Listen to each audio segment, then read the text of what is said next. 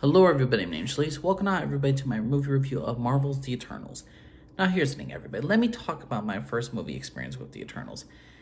And here's the thing, I had a mixed movie experience. One, there was one guy who kept commenting, and I believe this man with special needs, but this dude kept on commenting about every single time a person spoke, he's like, yeah, right. And when you have a guy going like that for like a good 20 minutes into the movie, it's very annoying. You want to pay attention. You want to pay attention to the story and what's happening. And a guy just commenting every single dang time over something. Again, I don't know who that guy was. I don't know what was his problem. Maybe with special needs. I don't know. The thing is, though, it is annoying. There are certain things you cannot do. In my experience, when you go to movies, don't talk in a movie theater. Don't be on your cell phone, which two people were on. Two people were on their cell phone. One guy was commenting about every single thing that was happening with like the conversation. And they were like, yeah, right.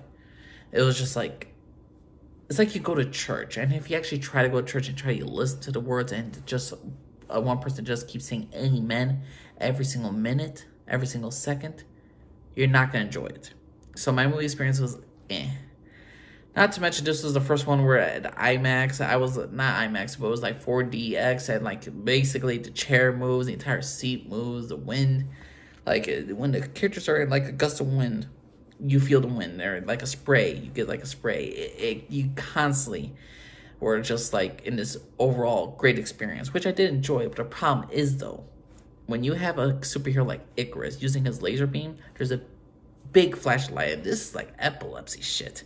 And I don't think it was well needed in this movie. So to me, I was kind of like half moving, listening to stupid people, and then I was getting blinded by a shot of light every single second. So it was not that. It was new for me. It was a new experience, and I did enjoy it. It's just kind of takes away from the movie itself. Now, when people were saying about the Eternals, there's a lot of, you know me, I'm a very comic book. If it's in a comic, don't change it. Like this entire movie, the entire promotion was representation for this group of people, representation for this group of people. This is woke ideology at its finest, and Marvel has been infiltrated by the woke police. They've been infiltrated by so many political agendas, and it's not even funny. The thing is, though, I didn't mind it. It's just I got so sick of, like, I went to a movie theater, and every single movie you see for like a previews for this movie, previews for this, there's like so diverse. When they're just hammering home the message. Why can't we just enjoy the movie and not being hammered down these messages? You know how I feel about political messages in movies and just forcing things down your throat.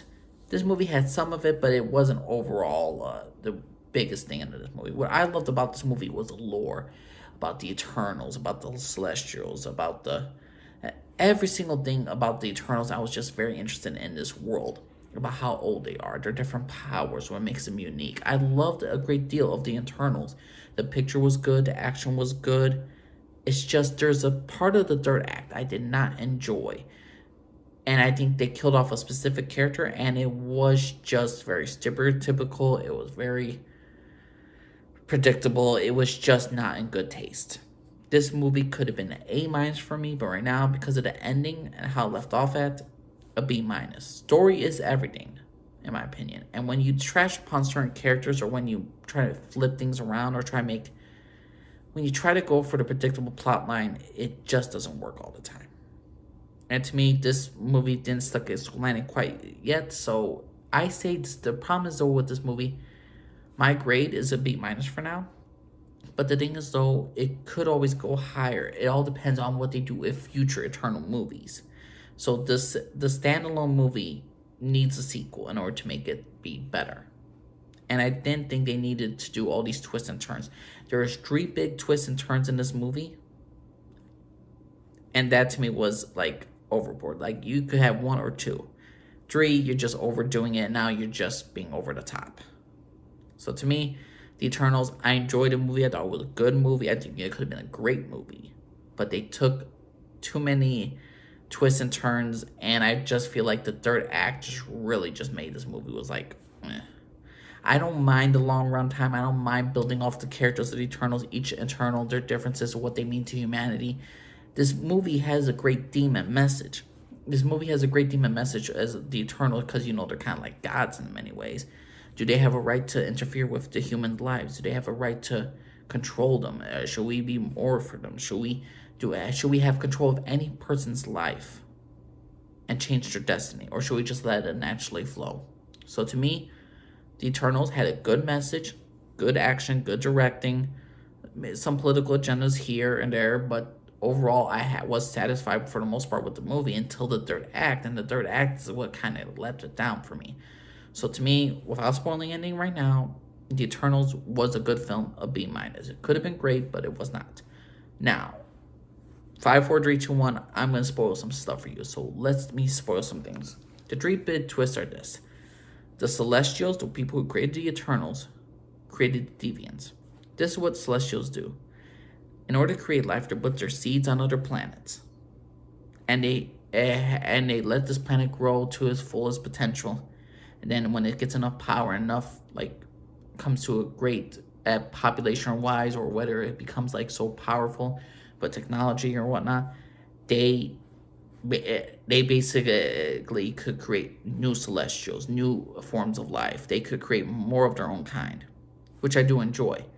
The thing is, though, when they go to these planets, they have to wipe out certain creatures. They're like the dinosaurs. They showed the dinosaurs, and they created the Deviants to go over there to wipe them out.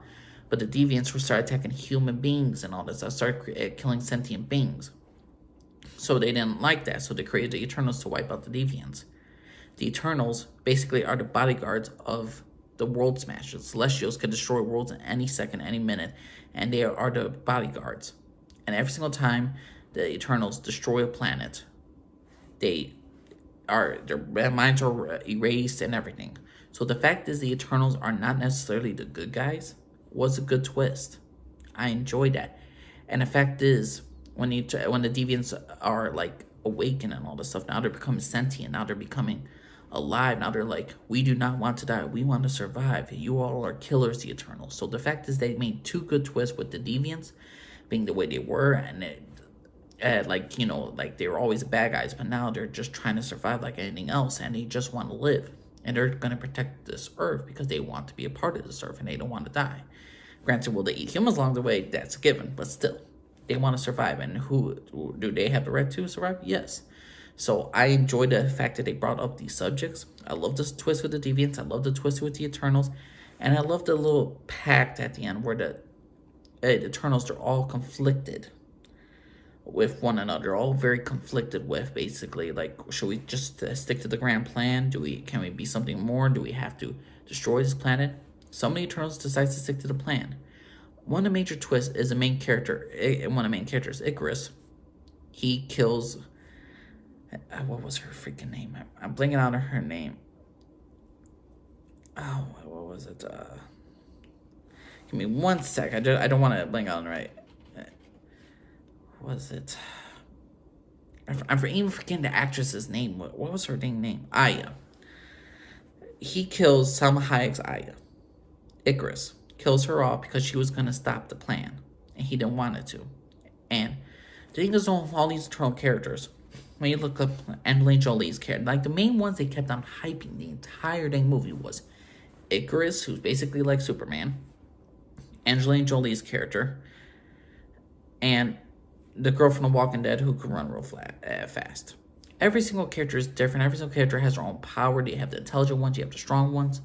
But the main hype for when people were excited to see this movie, know who they promoted the most? Ikaris. Know who they hyped the most? Ikaris. Because they're like, oh, he has the coolest power, they're going to hype him up. But to me, he was a good standout. And the fact is that he wants to stick by the design made him the most interesting Eternal.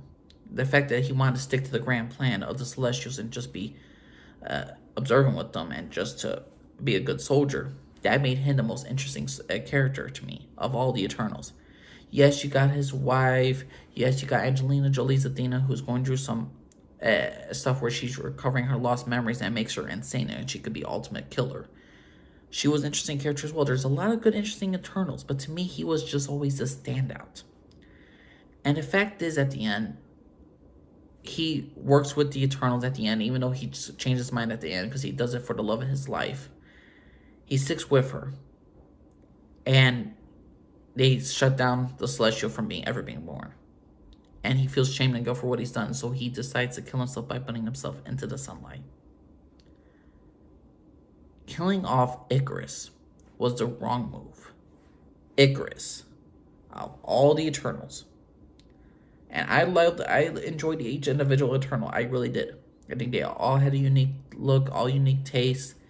But when you're looking at the standouts of this movie, it was Angelina Jolie's character and Ikaris. And the guy who was guarding Angelina Jolie. Those to me were the standouts. There was the comedy ones, there was the funny ones, there was the sympathetic ones. But to me, the standout was always Ikaris. How he moved, how he talked, how he was just different, in my opinion. The fact is that he even killed Salma Hayek's character, the person that, as she says, I led you astray. You're not supposed to be this way. And everyone's going to hate on Ikaris like, oh, he's the evil person. He wants to destroy the entire world. These Eternals been doing this for a good amount of time. And Salma Hayek's character, Aya, knew about this. So now she feels bad.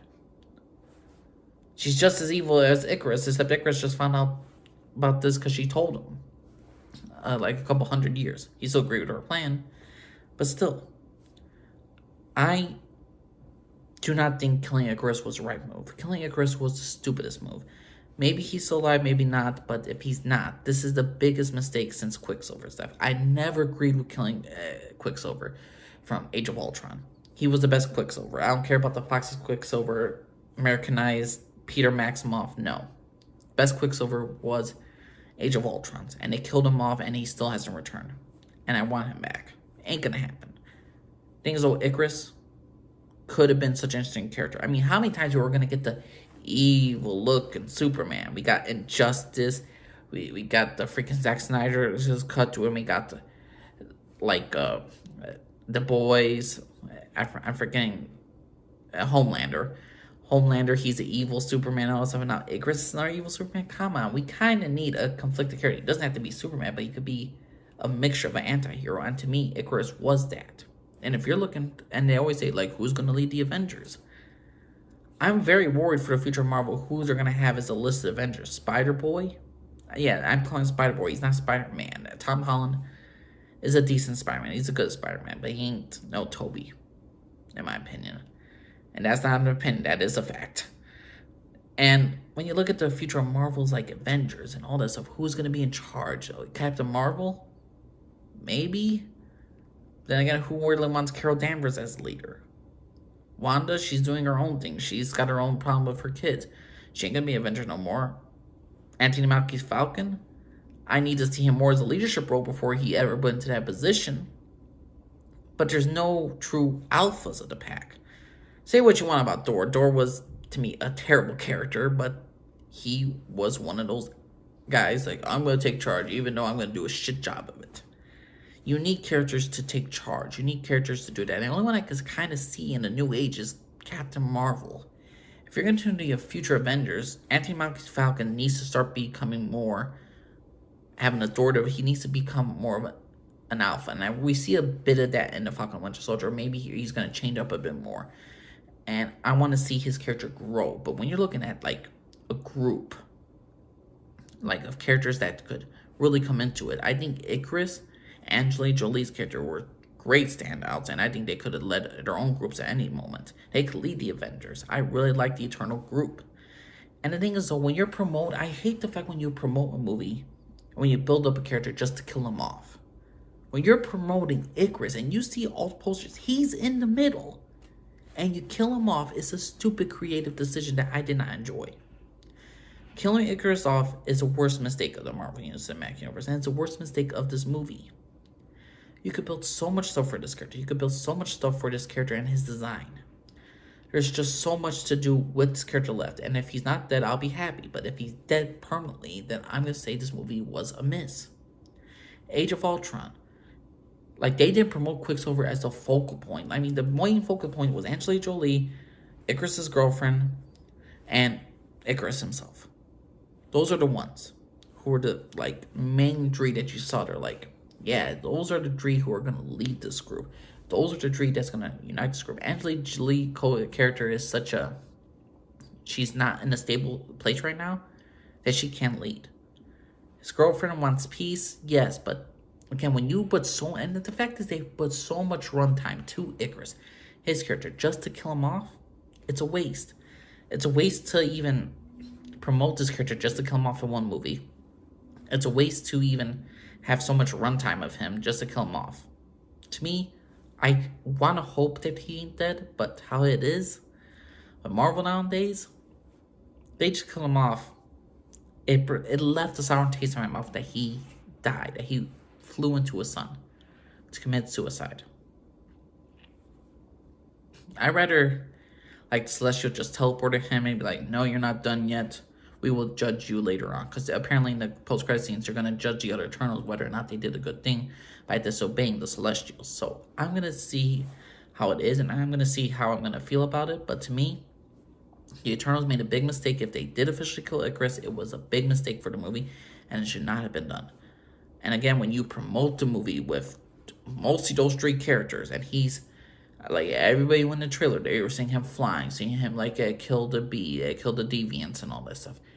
People were excited mostly for him and his powers and his abilities. And the fact is they did that twist made him the most interesting Eternal to me. And when you kill off... it's like if you kill Loki in the Thor franchise. Not going to say that Ikaris is just as popular as Loki, or is as funny, or is as interesting.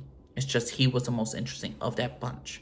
Loki was a standout of his movie, of the Thor movie. When you think of all the Thor movies, the highlight is not Thor. It's Loki. When you think of the Eternals, who's the standout? Ikaris. And the fact that they promoted him as a good guy, and then he became the villain, and you kill him off. It's like promoting Guardians of the Galaxy. You see Rocket Raccoon and Groot, and they become the villains at the end.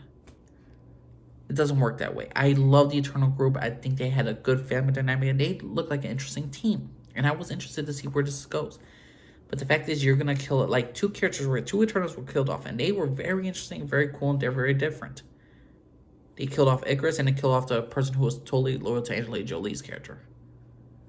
I don't agree with it. I don't believe in killing off characters unnecessarily. And especially if you promote it so much, you should not have done it. So to me, this is really... my entire, disappointment with the movie is that you've killed off a character that you promoted so much, and you made us care about the character just to come off at the end of a movie, which we all know they ain't gonna be a standalone. If there's gonna be a trilogy and he's not a part of it, I'm not gonna be totally on board with the Eternals movie franchise going forward.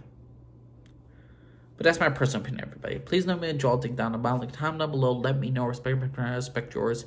What y'all think of the Eternals? Think it was a good movie? Think it was a great movie? Did you agree with the fact that they killed Ikaris, or you disagree with the fact that they killed Ikaris? Please let me know what y'all think, everybody. My name's Elise, and I offered everybody. Bye-bye.